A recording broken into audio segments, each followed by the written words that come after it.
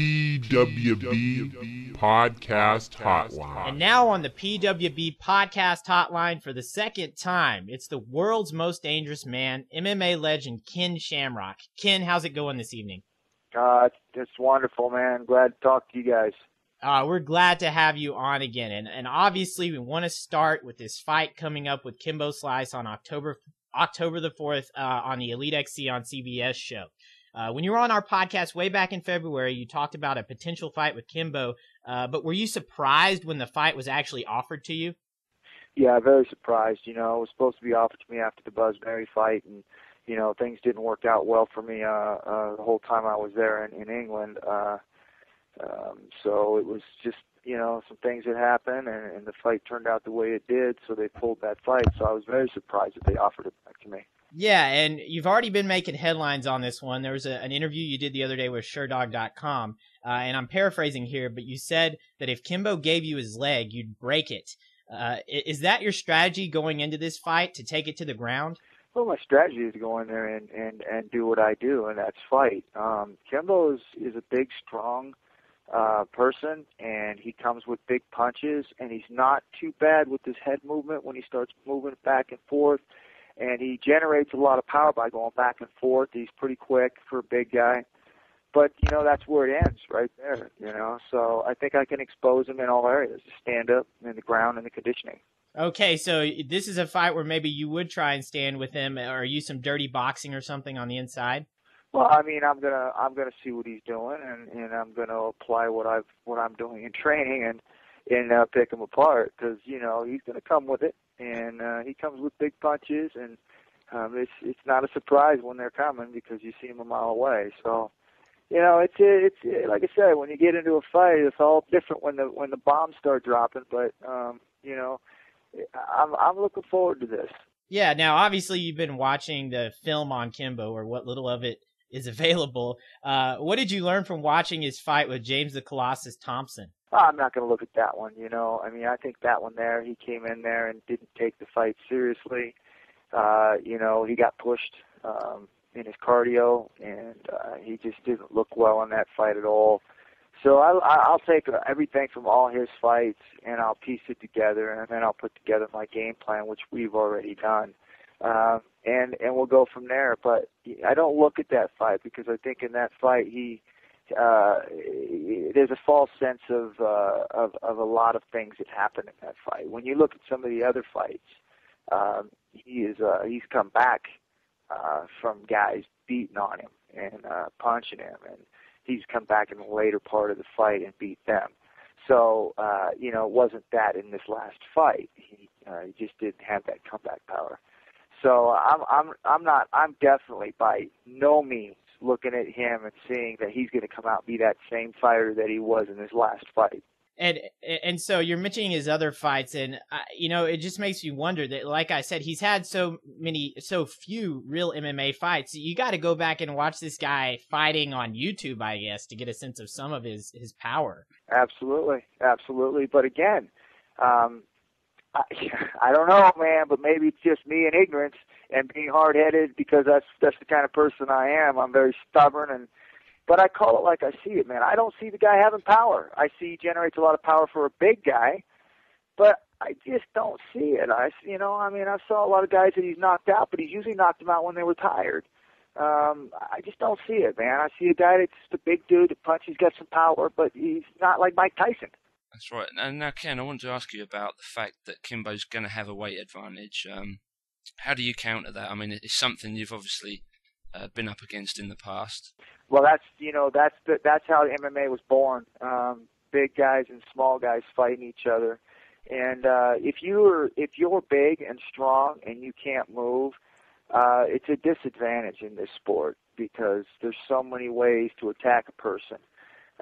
You know, there's jabs, there's quick punches, there's in and out, there's leg kicks, there's clinches and sweeps, and there's all kinds of things. If you're big and strong, it's only going to last a short time.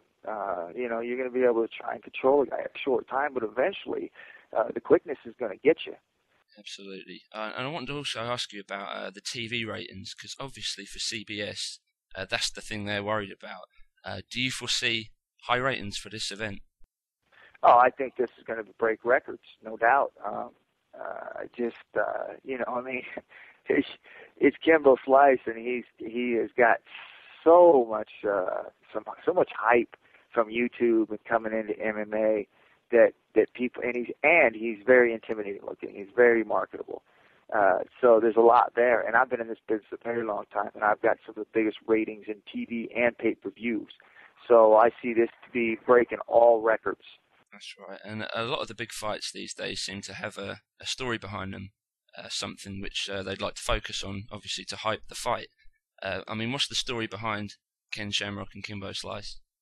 Well, I think what it is you got a veteran fighter, obviously at the end of his career. I mean, my best strong days are behind me, but I've got enough to beat this guy.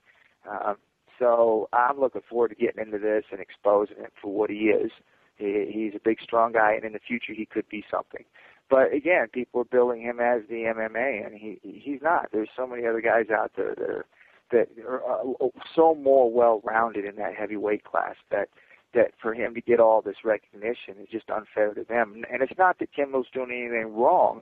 I mean, he's a guy that's taking what's given to him. I mean, if I was in his situation, I'd be taking all I could get too. Absolutely. And I mean, had you not taken the fight, who do you think could have been another viable opponent for Kimbo? Well, I don't think there is anybody. I'm not saying that there's nobody out there that can't beat him, because there's a bunch of guys out there that I think can beat him. But when you're talking about ratings and you're talking about interest for fans to want to watch, there is nobody else. If there is, they're under contract with somebody else already. So, with me being in there and being able to use my name and use Kimbo's name and put this fight together, we're going to be able to get the most ratings that they're going to be possibly able to get with this combination.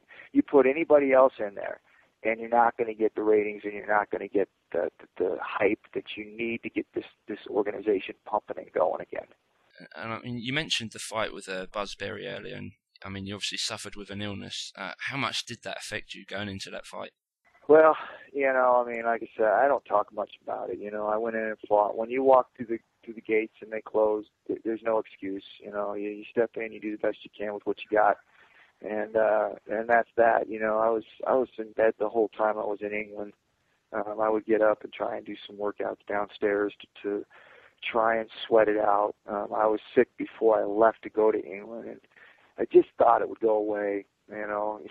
Just the hard-headedness, and I just think, well, it'll go away. Oh, it'll go away. It'll go away. Well, fight day comes around, it's not gone. So it was a hard thing, because there was a lot of issues that happened to me after the fight. With that sickness, I got a virus and I got really sick. So I was down for almost a month after that fight. I was sick, very sick, and get some antibiotics. I was hospitalized. I mean, it was pretty bad when I got back. So I think that had a huge effect on my ability to be able to breathe. Tried to save my energy and tried to get through the fight, but I just couldn't do it. It just wasn't working, and eventually he caught up to me. And now let's talk a little about what might be up next for you after the Kimbo fight. Your brother Frank has talked about a potential brother versus brother fight in early 2009. Is that something that you still see happening? Oh yeah, absolutely. I think that's got to be the next fight on the horizon. But right now, Kimbo Slice is the guy I want to beat. I want that fight, and I want to be able to get in there and just lay it on him. And then after that, then I'll start looking forward to what's coming up. So, but we'll see what happens, because I've tried to put this fight together before, and it would never happen. There was always an excuse why it wouldn't happen. So we'll see. We'll see if it does.